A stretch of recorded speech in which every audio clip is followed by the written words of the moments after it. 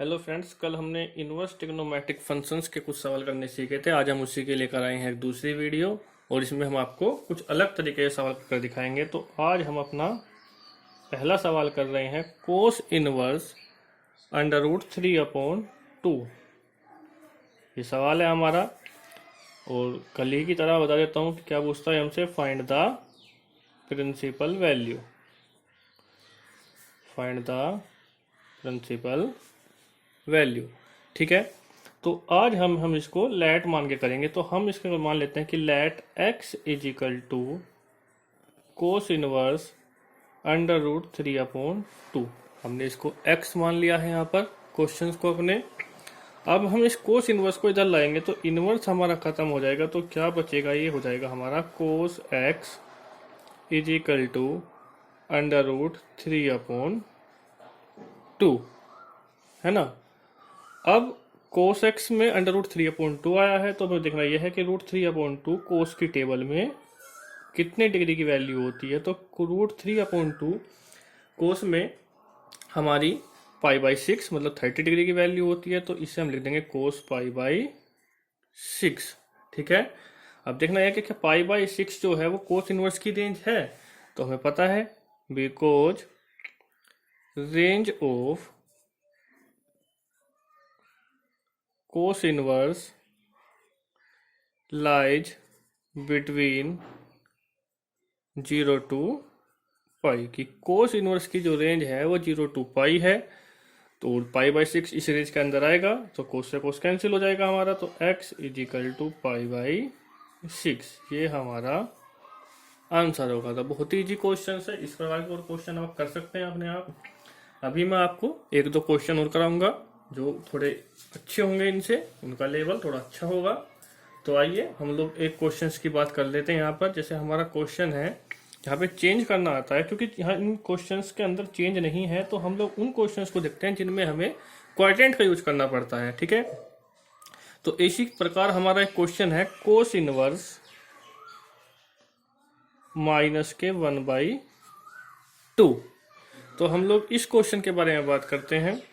तो हम लोग आज इसी तरीके से काम करेंगे। तो let x is equal to cos inverse -1/2। अब कोस इनवर्स को हम इधर लाएंगे तो ये हो जाएगा हमारा cos x is equal to -1/2। अब हमें देखना यह है कि 1/2 यहाँ पर किसकी वैल्यू होगी। तो अगर हम 1/2 की बात करें तो 1/2 कोस 60 की वैल्यू होती है, मतलब π/3। तो माइनस तो ऐसे रखेंगे, ये हो गया कोस π/3। और हमने अभी ऊपर पढ़ा है कि जो रेंज है कोस इनवर्स की, because range of cos inverse lies between 0 to पाई, है ना। और ये माइनस में है, तो हम लोग अब क्या करेंगे, क्वाड्रेंट का यूज करेंगे। और हमें पता है कि कोस जो है वो सेकंड क्वाड्रेंट में हमारा नेगेटिव होता है। तो हम इसको क्या करेंगे, कोस को हम इसको कोस को 180 माइनस मतलब पाई माइनस कर देंगे। तो पाई माइनस π/3, पाई माइनस π/3 हमने इसको कर दिया है। तो पाई माइनस π/3 जब हम इसको करेंगे तो कोस एक्स बराबर कोस, यहाँ कितना बचेगा 3 pi minus 1 pi is equal to 2 π/3। Cos से कोस कैंसिल हो जाएगा तो x बराबर हमारा आएगा 2 π/3। और हमारा x क्या था, हमारा x ये था जो हमारा क्वेश्चन था कोस इनवर्स माइनस, इसलिए कोस इनवर्स -1/2 की जो वैल्यू होगी वो कितनी हुई 2 π/3 वैल्यू आई, है ना। तो ये हमारा क्वेश्चन सोल्व हो गया है। ठीक है, अब हम लोग कुछ क्वेश्चंस वे करेंगे जहां पर एक ही सवाल के अंदर दो क्वेश्चंस का सम हुआ होगा, है ना। तो हम लोग दो क्वेश्चंस का जहां सम हो रहा होगा या माइनस हो रहा होगा, इस प्रकार के कुछ क्वेश्चन करके देखते हैं। तो आइए हम लोग क्वेश्चंस अपने किस प्रकार से देखते हैं। तो हमारा अगला सवाल है क्वेश्चन नंबर 3 आज का। तो ये क्वेश्चन हमारा होगा tan इनवर्स 1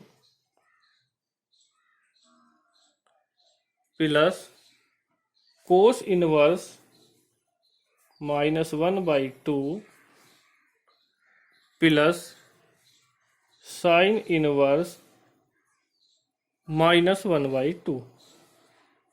ठीक है, तो ये हमारा क्वेश्चन हुआ tan इनवर्स 1 प्लस के कोस इनवर्स -1/2 प्लस साइन इनवर्स -1/2। अब देखो, अगर इस प्रकार का क्वेश्चन बोर्ड एग्जाम्स में आ जाता है काफ़ी बार, और अगर क्वेश्चन इस तरीके का आता है तो वो हमेशा 3 या 4 नंबर में आ जाता है। तो इसको जब हम लैट करके करेंगे तो, क्योंकि अगर हम इसको डायरेक्ट करते हैं तो थोड़ा हमारा मेथड छोटा हो जाएगा, और बोर्ड एग्जाम्स में 12th लेवल तक डिस्क्रिप्टिव आंसर मांगता है एग्जामिनर, तो इसीलिए हम लोग इसको लैट मान के ही करेंगे। तो let x is equal to tan inverse 1।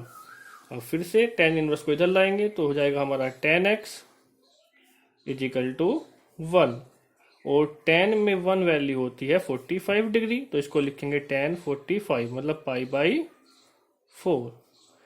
तो tan π/4 हमारा हो गया है यहाँ पर ये। ठीक है, थोड़ा अच्छा नहीं लिखा हुआ गया है, तो मैं दोबारा से लिख देता हूँ एक बार कि tan x बराबर tan π/4। ठीक है, tan x बराबर tan π/4 हमने यहाँ पे लिख दिया है। अब 10 से 10 कैंसिल हो जाएगा, तो ये हमारा बचेगा कि x is equal to π/4, x is equal to π/4। अब x की वैल्यू रिप्लेस करेंगे तो tan इनवर्स -1 की वैल्यू कितनी आ गई, सॉरी 1 की वैल्यू कितनी आई, π/4 वैल्यू आ गई हमारी, है ना। इसी प्रकार हम लोग इसको भी लैट करेंगे, तो मान लेते हैं यहाँ पे कि लैट कोस इनवर्स -1/2। अच्छा, इसे मान लेते हैं y बराबर, तो कोस इनवर्स इधर लाएंगे तो क्या आएगा, कोस y बराबर -1/2। फिर कोस y इज इक्वल टू, कोस में -1/2, 1/2 किसकी वैल्यू होती है, 60 की, तो इसे लिखेंगे π/3। तो कोस π/3, है ना। अब हमें पता है कि जो कोस है हमारा, कोस तो नेगेटिव वैल्यू नहीं आएगी, क्योंकि कोस की लिमिट क्या थी, कोस की जो रेंज थी, कोस की रेंज 0 to π थी, और ये नेगेटिव आ रहा है, तो क्या करेंगे, सेकंड क्वाड्रेंट में जाएंगे, क्योंकि सेकंड क्वाड्रेंट में कोस कैसा होता है, नेगेटिव होता है ना। तो इसको हम लोग क्या करेंगे, पाई माइनस करेंगे। तो cos y is equal to cos pi minus π/3। तो ये हो गया हमारा cos y is equal to cos 2π/3। फिर कोस से कोस कैंसिल, तो y इज इक्वल टू 2π/3। अब y को रिप्लेस करेंगे, सो कोस इनवर्स, यहाँ से y की वैल्यू रिप्लेस करेंगे तो कोस इनवर्स -1/2 की वैल्यू हुई 2π/3। अब लास्ट हमारा बचा है साइन इनवर्स -1/2। तो नाउ इसको भी लेट कर लेते हैं कि लेट z बराबर साइन इनवर्स -1/2। साइन इनवर्स को इधर लाएंगे तो ये होगा हमारा sine z is equal to -1/2 होगा। अब sine z is equal to -1/2, sine में हमारी वैल्यू होती है साइन 30 की, 30 को लिखेंगे साइन π/6, साइन π/6। अब जो साइन की वैल्यू होती है, तो अगर हम साइन की बात करेंगे तो हमारी साइन की वैल्यू -π/2 टू +π/2 होती है, और -π/6 के बीच में लाइज करेगी, ठीक है ना। तो अगर लाइज करेगी तो हम लोग क्या करेंगे, पहले इसको माइनस को एंगल के साथ ले जाएंगे, साइन -π/6, है ना, और साइन साइन कैंसिल होगा तो z बराबर होगा -π/6। अब z को रिप्लेस करेंगे तो हमारा होगा, इसीलिए sine inverse -1/2 is equal to π/6 minus का नेगेटिव, है ना। तो ये हमने तीनों फंक्शन सोल्व कर लिए हैं। अब हम इन तीनों फंक्शंस की वैल्यू को आपस में, क्योंकि क्वेश्चन के अकॉर्डिंग ऐड करना है, तो इनको ऐड कर देंगे। Now tan inverse 1 plus cos inverse -1/2 plus sign inverse -1/2, तो इसकी वैल्यू होगी हमारी, tan इनवर्स 1 की वैल्यू आई थी π/4, कोस इनवर्स वाले की वैल्यू आई थी 2π/3, और ये इसकी वैल्यू आई है -π/6, है ना। तो अब हम इनका एलसीएम लेंगे, तो 4, 3 और 6 का एलसीएम 12 आएगा। तो सोल्व करेंगे, 4 3 जा 12, 4 3 12, और 3 के ऊपर मल्टीप्लाई करेंगे तो 3π। ऐसे ही यहाँ पे करेंगे कि 3 4 जा 12, 3 चौक 12, और 4 के ऊपर मल्टीप्लाई, 4 2 जा 8, 8 पाई, माइनस ऐसे यहाँ ही करेंगे, 6 2 जा 12 और 2 के ऊपर करेंगे तो 2 पाई। तो 8 और 3 11 में से 2 गए, कितने बचेंगे हमारे 9 पाई। तो 9 पाई अपॉन कितना 12, कटता हुआ काट लेंगे, सोल्व करेंगे तो कितना बचेगा 3 पाई बाई 4। ठीक है ना, 3 3 जा 9 और 3 4 जा 12। ठीक है, तो ये हमारा इसका आंसर आ गया है। तो ये क्वेश्चन हमने इसका कर लिया है। अब हम लोग एक क्वेश्चन और करते हैं, अच्छा क्वेश्चन होगा काफ़ी, तो ध्यान से थोड़ा देखते हैं हम उस क्वेश्चंस को भी। ठीक है, एक इसी प्रकार हमारा क्वेश्चन होगा आपका कि कोस इनवर्स, क्वेश्चन नंबर हमारा बनेगा ये 4, आज का क्वेश्चन नंबर 4 है कि कोस इनवर्स 1/2 प्लस 2 साइन इनवर्स 1/2। ठीक है, अब हमें ये सोल्व करना है जैसे हमने अभी लास्ट क्वेश्चन सोल्व किया है, सेम टू सेम ऐसे ही सोल्व करेंगे। तो इसे अब लेट कर लेंगे कि let x is equal to cos inverse 1/2। तो कोस इनवर्स इधर लाएंगे तो क्या आएगा हमारा cos x is equal to 1/2। तो 1/2 की अगर हम बात करें तो कोस में 1/2 कोस 60 की वैल्यू होगी, 60 मतलब π/3। तो ये हो गया हमारा कोस π/3 हो गया है। अब अगर हम कोस की रेंज की बात करें तो अगर हम कोस की रेंज की बात करते हैं तो कोस की रेंज हमारी 0 to π होती है और 0 to π के बिटवीन π/3 लाइज करेगा। तो इस हमें चेंज करने की कुछ रिक्वायरमेंट नहीं है, कोस से कोस कैंसिल, x बराबर हमारा π/3 यहाँ पर आ गया है और x की वैल्यू रिप्लेस करेंगे तो कोस इनवर्स 1/2 की वैल्यू आ गई है हमारी π/3। अब हमें यहाँ से साइन इनवर्स 1/2 की वैल्यू निकालनी है, तो यहाँ से कर लेंगे कि let y is equal to sine inverse 1/2। तो साइन इनवर्स इधर लाएंगे तो sine y is equal to 1/2।